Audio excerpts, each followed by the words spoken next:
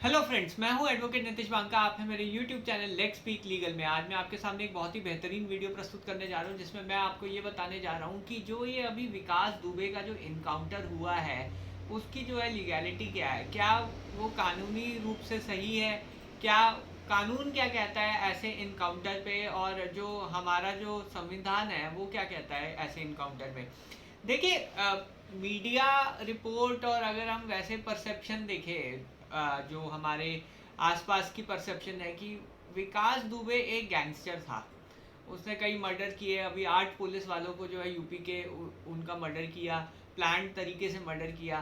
तो ऐसी परसेप्शन है पूरी सोसाइटी में, और जो है नेगेटिव परसेप्शन है पूरी सोसाइटी में, जिसकी वजह से कई लोग ये भी मानते हैं कि ये जो हुआ सही हुआ, और कई लोग मानते हैं कि ये हुआ जो गलत हुआ। तो अंदर से तो सबको पता है कि सही हुआ है, जो भी हुआ है सही हुआ है। आप मानेंगे या नहीं मानेंगे, अगर ये चीज़ हुई है वो सही हुई है। पर एक एक चीज़ ये भी मानेंगे कि क्या पुलिस के पास इतनी पावर है कि किसी को अरेस्ट करने जाए और उसका इनकाउंटर ही कर दे? क्या पुलिस कोई भी स्टोरी जो है फिट कर सकती है अपने अरेस्ट वाली स्टोरी में, जिसकी वो आरोपी जो है भाग रहा था इसलिए हमें उसे गोली मारनी पड़ी? या पुलिस जो है जो अपना काम कर रही है, जो रूटीन वर्क है जिसमें सिर्फ अरेस्ट करना ही है उसकी पावर, क्या वो किसी की जान ले सकती है?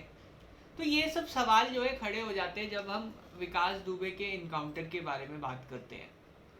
अब हम ये भी मानते हैं कि इस देश में रूल ऑफ लॉ है।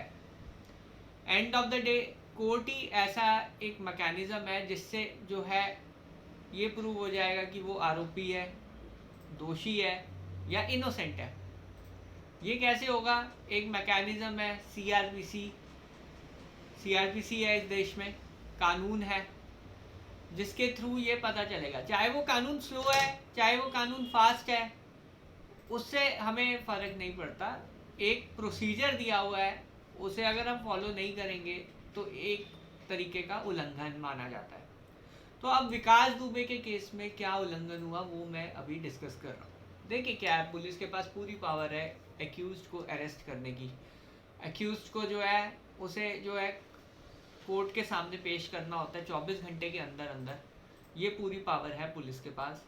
और उसकी जो है रिमांड लेनी पड़ती है, चाहे वो पुलिस कस्टडी में आए या जुडिशियल कस्टडी मजिस्ट्रेट भेजे, वो रिमांड लेनी पड़ती है। और उसके बाद जो है बेल का राइट है एक्यूज्ड का, जब भी अरेस्ट होता है। तो ये तो बहुत कॉमन जो है लॉ है। अब विकास दुबे के केस में सीधा ये हुआ, अरेस्ट हुआ, कस्टडी में है वो, वापस अपने जहाँ पे से कानपुर ले जाया जा रहा था उज्जैन से, और बीच में जो है एक्सीडेंट हुआ और कोर्ट ने जो है इनकाउंटर, जो पुलिस ने जो है इनकाउंटर कर दिया। अब सवाल ये उठता है कि अब आगे क्या होगा इस केस में? क्या भुला दिया जाएगा?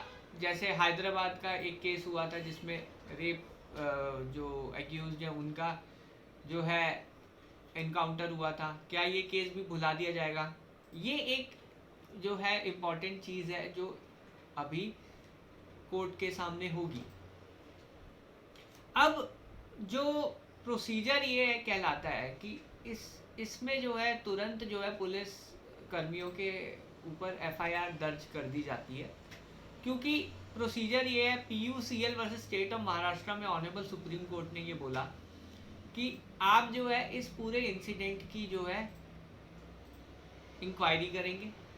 इंक्वायरी के लिए ऑब्वियसली आपको एफआईआर की ज़रूरत होगी, एफआईआर तुरंत कटेगी इसमें, और एक स्पेशल टीम गठित की जाएगी जो कि उस स्टेट पुलिस स्टेशन की नहीं होगी, वो किसी और पुलिस स्टेशन की हो सकती है, या सीआईडी हो सकती है, या सीबीआई इंक्वायरी इसमें की जाएगी। सीबीआई इंक्वायरी के रिजल्ट फलस्वरूप में अगर कोई दोषी पाया जाता है तो फिर उस पर जो है पूरा ट्रायल चलेगा। तो ये जो है एक प्रक्रिया है जो ऑनरेबल सुप्रीम कोर्ट ने PUCL versus state of Maharashtra में केस में की थी। इस केस में ये एक इम्पॉर्टेंट बात ये थी कि 99 इनकाउंटर्स हुए थे। 135 लोगों की मौत हुई थी स्टेट ऑफ महाराष्ट्र में, और तब ये जो है जनहित याचिका जो है सुप्रीम कोर्ट में सुनी गई थी। तो सुप्रीम कोर्ट ने इनकाउंटर्स को लेके जो है प्रॉपर गाइडलाइंस दी है। अब इसमें ये है कि पुलिस को शाबाशी नहीं मिलेगी इस काम के लिए। हालांकि पब्लिक ओपिनियन कहे चाहे मीडिया का ओपिनियन कहे, वो मैटर नहीं करता है आज की डेट में। तो एक स्पेशल टीम इसमें जो है गठित की जाएगी, जो as per the supreme court guideline जो मैंने आपको जजमेंट बताई है, और उसके पश्चात ही जो है, अगर ये एक फेक इनकाउंटर है, हम इसे ये भी नहीं कह सकते फेक इनकाउंटर है, हो सकता है फेक इनकाउंटर हो सकता है सही में उसने भागने की कोशिश की हो हथियार लेके। तो ये हम कह नहीं सकते, ये तभी पता चलेगा जब सारे जो पुलिस कर्मियों की जो उस टाइम मौजूद थे उनकी स्टेटमेंट रिकॉर्ड की जाएगी। अब ये भी हो सकता है कि पूरा जो, क्योंकि सिर्फ पुलिस महकमा ही है इसमें इन्वॉल्व, वही जो है अपने खिलाफ विटनेस है, एक ये चीज़ ध्यान रखिए। और कोई बाहर का जो है विटनेस इसमें नहीं होगा, सिर्फ पुलिस महकमा ही अपने खिलाफ विटनेस दे रहा है। तो उनकी जो स्टेटमेंट्स हैं वो बहुत मैटर करेंगी इस इंक्वायरी में। अगर उसमें कोई डिस्क्रिपेंसी हुई तो डाउट रेज होगा, प्रोसिक्यूशन को डाउट रेज होगा जो इंक्वायरी कर रहा है। तो उनकी जो स्टोरी है वो फिट बैठनी चाहिए हर एक एंगल से, अगर उन्हें जो है अगर ये फेक इनकाउंटर नहीं है। नहीं तो वो इंक्वायरी रिपोर्ट ये भी कह सकती है कि ये फेक इनकाउंटर है। तो आपको जो है ये जो सरकमस्टांसेस हैं कि body postmortem, bullet wounds, entry कहाँ से हुई, एग्जिट कहाँ से हुआ, और जो स्टेटमेंट्स है पुलिस वालों की, ये सब चीज़ें मैटर करेंगी इस इंक्वायरी में। और तभी जो है इसमें जो है रिजल्ट, एज अ रिजल्ट ये होगा कि पुलिसकर्मी दोषी नहीं हो या हो, वो उनकी स्टेटमेंट और एविडेंस पे ही डिपेंड करेगा। और साथ ही साथ जो सरकमस्टांसेस हैं, हो सकता है कोर्ट जो है उनकी स्टेटमेंट के जो कॉन्ट्रडिक्शन हो रही है कि वो कुछ कह रहे हैं और जो सरकमस्टांसेस है वो कुछ कह रहे हैं, तो उस बेसिस पे भी कोर्ट जो है कन्विक्शन कर सकता है सरकमस्टांशियल एविडेंस के ऊपर, क्योंकि इसमें कोई आई विटनेस नहीं मिलेगा आपको इस घटना में।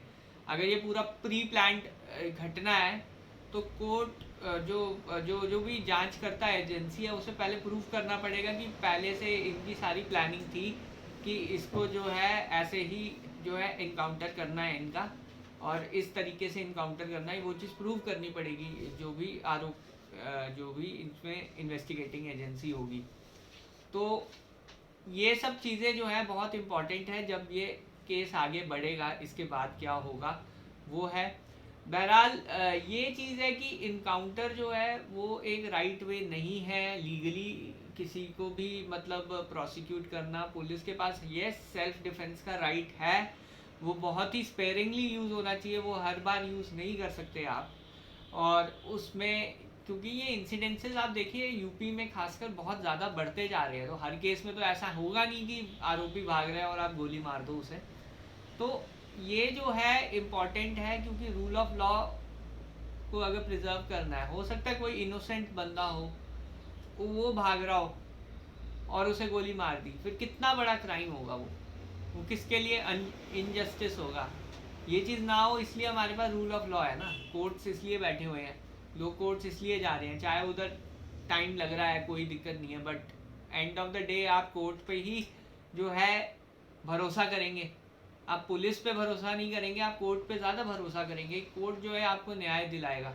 पुलिस का काम सिर्फ आरोपी को पकड़ना है, उस इन्वेस्टिगेट करके केस बनाना है, एविडेंस कलेक्ट करना है, बस। उसका काम ये नहीं है कि जो भी आरोपी है उसको सीधा बिना ट्रायल के एनकाउंटर कर देना। ये बहुत गलत हुआ है जो भी हुआ है। रूल ऑफ लॉ जो है उसे जो है पुलिस को भी फॉलो करना चाहिए। अब ये सही है या फेक इनकाउंटर है वो ऑब्वियसली जो कमिटी है वो डिसाइड करेगी, इंक्वायरी होगी इसमें, उसमें डिसाइड होगा। एक प्रॉपर प्रोसीजर फॉलो किया जाएगा ये चेक करने के लिए कि पहले क्यों नहीं प्रोसीजर फॉलो हुआ। तो ये चीज़ इम्पॉर्टेंट है। बहरहाल वीडियो देखने के लिए बहुत बहुत धन्यवाद। अगर आपको ये वीडियो पसंद आया तो प्लीज़ लाइक कीजिए, चैनल को प्लीज़ सब्सक्राइब कीजिए। धन्यवाद। Thank you very much.